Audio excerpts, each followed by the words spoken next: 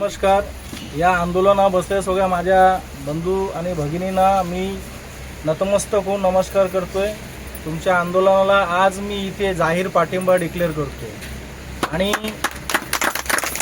तुमचं काहीही होऊ दे, मी तुम्हाला इथे सांगतोय, हा कुठलाही राजकीय विषय नाही आहे, हा कुठलाही पॉलिटिकल विषय नाही आहे, मजुरांचा विषय नाही आहे. तरी देखील मला असं वाटतं की ह्याच्यामुळे बऱ्याच मजुरांची रोजीरोटी मार खाणार आहे. म्हणून मी इथे आज मला अजयजींनी बोलवल्यामुळे इथे आलेलो आहे आणि मी तुमचा आशीर्वाद घेऊन तुम्हाला एकदा पुन्हा सगळ्यांना सांगतोय का मी या लढ्यामध्ये तुमच्या बरोबर शेवटपर्यंत राहणार आहे. शेवटपर्यंत खांद्याला खांदा लावून तुमच्या लढ्याला तुम्हाला साथ देणार आहे. मित्रांनो, मी आपल्याला सांगू इच्छितो की ही जी कंपनी आहे, ह्या कंपनीचा हा खूप मोठा डावपेच असतो. पॉलिटिक्सच्या माध्यमातून पॉलिटिक्सच्या लोकांना सोबत घेऊन गोरगरीब जनतेच्या गरिबांच्या ज्या जमिनी असतात त्या जनतेच्या जमिनींना ही लोक हस्तगत करतात आणि त्या जमिनीवर मोठे मोठे प्रोजेक्ट बांधले जातात. आणि अजयजींनी मला सांगितलं की इथे अर्बनायझेशन जर झालं तर गावाची सभ्यता जी असते ती सभ्यता कुठेतरी दाबली जाईल, कुठेतरी संपून जाईल, टोटली एकदम निघून जाईल. म्हणजे हे खरं आहे. गोवेकरांची जी सभ्यता आहे, गोवेकरांची जी संस्कृती आहे, ती संस्कृती या गावाच्या जमिनीतून मातीमुळातून उत्पन्न झालेली आहे. हे जे जुने मंदिरे आहेत, जुने बीच आहेत, जुने पर्यटन स्थळ आहे, उद्या ह्या नव्या बांधकामाने, नव्या विकास कामाने हे सगळं निघून जाणार आहे आणि याचा आपण सगळ्यांनी अंतर्मनापासून विरोध करणं खूप गरजेचं आहे. आज मी इथे पाहतोय का माझे बंधू भगिनी सगळे खूप दिवसापासून 103 दिवसापासून इथे बसलेले आहेत आणि आंदोलनाला रोज नवीन धार मिळत आहे. तर मी या आंदोलनकर्त्यांना माझा हार्दिक शुभेच्छा देतो आणि शेवटपर्यंत यांच्या सोबत राहणार याची तुम्हाला कोणा खात्री देतो. मला एक माहिती अशी मिळालेली आहे की टाउन प्लॅनिंग डिपार्टमेंटकडनं अजून हवे ते परवाने यांना मिळालेले नाही आहे आणि एन्व्हायरमेंट, तर त्या डिपार्टमेंटकडनं हवे ते परवाने इथे मिळालेले नाही आहेत.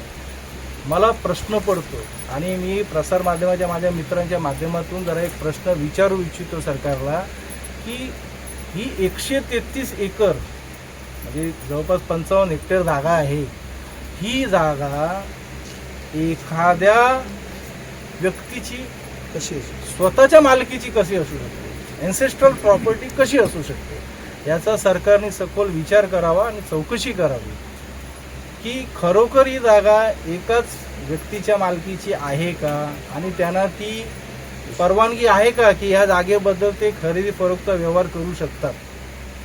हे जरा विचार करण्यासारखी गोष्ट आहे. कारण उद्या असे विकास काम झाले आणि समजा नव्याने काही लोक तिथे आले तर त्यांना सुद्धा ते डोकेदुखी आहे. तर माझ्या प्रसार माध्यमाच्या मित्रांनी हे प्रश्न सरकारला विचारायला हरकत नसावी असं मला वाटतं. हे बघा, हे ग्रामस्थ इथे ग्रामपंचायती वगैरे असतात. माझ्या अशा माहितीप्रमाणे ग्रामपंचायतींना जे ऑथॉरिटी आहे बांधकामची परवाने देण्याची, तर ते G+2च्या वर परवाने देऊ शकत नाही असं मला वाटते. माझी एक माहिती आहे. कदाचित इथे नियम जरा वेगळे असतात. तरीसुद्धा गोवेकरांचा जो संस्कृत आहे त्या संस्कृतीला जपण्याचं काम तुमचं आमचं सर्वांचं आहे आणि या प्रकरणी खूप मोठा लढा आपण देत आहोत. प्रसारमाध्यमाच्या मित्रांना मी एवढीच विनंती करेन का आमच्या या आंदोलनाची पोच त्यांच्यापर्यंत करावी. धन्यवाद. सर, तुम्ही आत्ता इथे मुंबईहून थेट इथे आलात आंदोलन ठिकाणी आणि तुम्ही माहिती घेतली की कसा प्रोजेक्ट आहे, काय प्रोजेक्ट आहे. तुम्ही आता इथे येत असताना सुद्धा बघितलं असेल या गावची जी सुंदरता तुम्ही आत्ता बोलून दाखवली. तुम्हाला वैयक्तिक वाटतं की एवढा मोठा township project with artificial beach इथे येणं खरंच गरजेचं आहे? नाही, बिलकुल गरजेचं नाही. आणि याचाच वैयक्तिक वाटण्याचा प्रश्नच नाही का हा विषय सामूहिक झालेला आहे.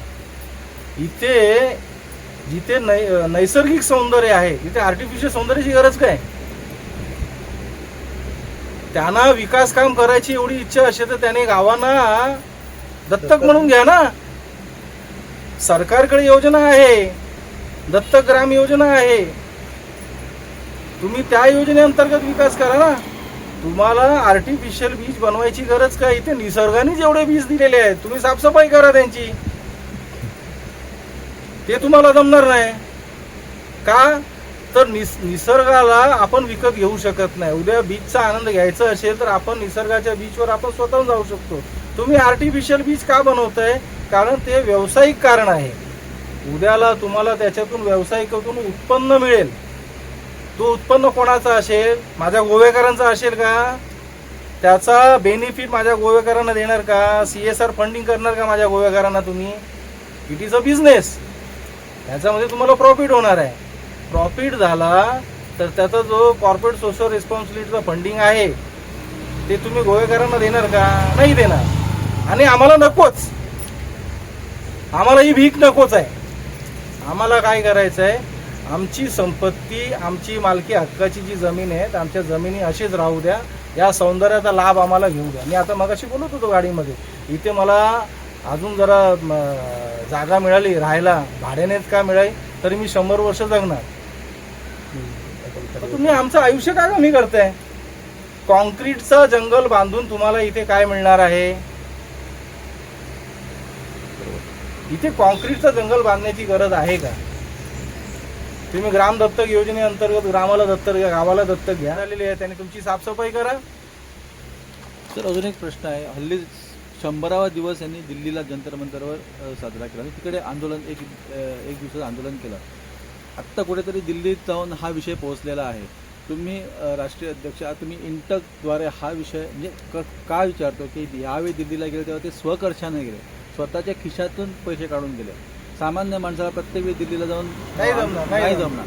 मग तुमच्या इंटकतर्फे तुम्ही काय प्रयत्न करा यावर? राईट नाव आत्ता तुमचा प्रश्न झाल्याच्या क्षणापासून आम्ही तयारीला लागलो. हे कागद आम्ही उगत नाही घेऊन बसलो. रात्रभर आम्ही चर्चा केली. रात्रीच्या 2 वाजता यांनी मला हे प्रिंट काढून तयार ठेवले. याचा अर्थ आम्ही रात्रभर याच्यावर अभ्यास करतोय, आम्ही चर्चा करतोय. गोवा आम्ही फिरायला नाही आलो. आम्ही गोवा आलोय तर हे जे घडामोडी चालू आहे त्या घडामोडीचा आढावा घ्यायला आलोय. आणि तुमचा जो प्रश्न आहे तो योग्य आहे. सामान्य माणूस प्रत्येक वेळेला गोव्यावरनं दिल्लीला धावून जाऊ शकत नाही. मात्र या भावा बहिणींचं प्रतिनिधित्व मी करायचं ठरवलंय. आणि मी दिल्ली असू दे, अमेरिका असू दे, जिथे मला जायचं असेल तिथे मी जाईन. मी भीक मागून जाणार. खिशातले पैसे संपले तर मी लोकांकडे भीक मागणार पण जाणार. पण ह्या आंदोलनाला आता मी काहीतरी मार्ग लावणार आहे आणि यशस्वी मार्ग लावणार आहे. धन्यवाद. हे बनवा पॅम्पलेट्स स्वतःही आणि हे आमच्या मीडियाला येऊ देऊ.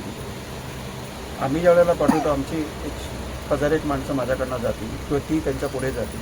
कारण हा प्रकार आहे ना मला येईपर्यंत माहिती नव्हता. लोधाचाही काहीतरी माहिती आहे मला. आता गाडीमध्ये येताना आमचं थोडंसं डिस्कशन झालं काय आहे कशा करता आलं तर म्हणून हे आहे. हा प्रकार बाकीच्या स्टेटनं पण कळला पाहिजे का लोधा इथे सुद्धा ही एन्क्रोचमेंट आहे. मी सरळ सांगेन एन्क्रोचमेंट. आमच्या मुंबईत काय झालं आहे तो सुधार समितीवर बसला आहे तिथे. तो महाराष्ट्र गव्हर्नमेंटला एवढे पैसे पुरवतो आहे मिनिस्ट्रीमध्ये. त्याच्यामुळे त्यांनी कुठलंही डिसिजन घेतलं त्याच्या अगेन्स्टमध्ये कोणीच जात नाही. म्हणजे मला काय म्हणायचं आहे याच्या अगोदरचे जे प्रोजेक्ट झाले लटकवलेले असेल किंवा आपले घरं बांधताना जे आपल्याला नेचर क्लिअरन्स पर्यावरणाचा क्लिअरन्स मागतात. माझ्या छोट्याशा प्रोजेक्टला जर क्लिअरन्स देत नसाल तर हाऊ कम एवढ्या मोठ्या प्रोजेक्टला तुम्ही देता? नाही दिलं नाही.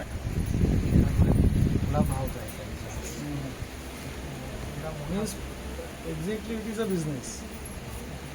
म्हणजे कसं आहे की ग्रामस्थांच्या फायद्यासाठी काहीच नाही. इथे लोकांशी बोला. आम्ही इथे आहोत आणि आम्ही तुमच्यापासून लांबचे नाही आहोत. महाराष्ट्र दिल्ली आमच्यासाठी रोजचा प्रवास आहे. मी माझ्या सर्व बंधू भगिनींना सांगू इच्छितो तुम्हाला माझी गरज अजय आहे. पण अजयच्या वतीने माझी पण कुठे गरज कधी लागत असेल तुमच्या एका हाकेच्या अंतरावर आहोत आम्ही. तुम्ही फक्त हाक द्या. आम्ही इथे ताबडतोब धावून येणार आहोत. मात्र तुमचा लढा अपयशी होऊ देणार नाही ही खात्री तुम्हा लोकांना सांगतो. इथून गॅरंटीने सांगतोय का हा लढा यशस्वी करू. बस भले याच्यासाठी आमचं काही होऊ दे. आम्हाला काही फरक पडत नाही. आम्ही तुमच्या खांद्याला खांदा लावून उभे राहणार. आमच्या छातीवर कोणी गोळ्या झाडू दे, आमचे मानं कोणी कापू दे, आम्हाला काही फरक पडत नाही. ग्रामस्थांचा जो हक्क आहे त्या हक्क संरक्षणासाठी आम्ही कंपल्सरी इथे लढायला तयार आहोत. आणि तुमच्या लढाई ही तुमची लढाई म्हणजे तुम्ही नेतृत्व करताय, आम्ही फक्त तुम्हाला पाठिंबा देतो. आम्ही तुमच्या नेतृत्वामुळे तुमच्या लढाईमुळे कसलाही फायदा घ्यायला आलेलो नाही आहोत. मात्र तुमच्या लढाईला आम्ही पाठिंबा जाहीर करतोय. आजपासून हा आपला पाठिंबा जाहीर करा, याची पूर्णपणे विश्वख्याती होऊ द्या. आता ही लढाई माझी लढाई झालेली आहे आणि आता ही लढाई लढायची आहे. भले आपण इंटरनॅशनल कोर्टापर्यंत जाऊ, काही इश्यू नाही. बघूया तो लोढा कसं काय इथे काय त्याचं हे करतो. आता तुमची मुलं बरीचशी मुंबईत असतील ना, आमचे उद्या आमचे उद्या आमचा निसर्ग आमचा निसर्ग Enough is enough. Enough is enough. Enough is enough. Subscribe to Prime TV and follow all our social networking sites.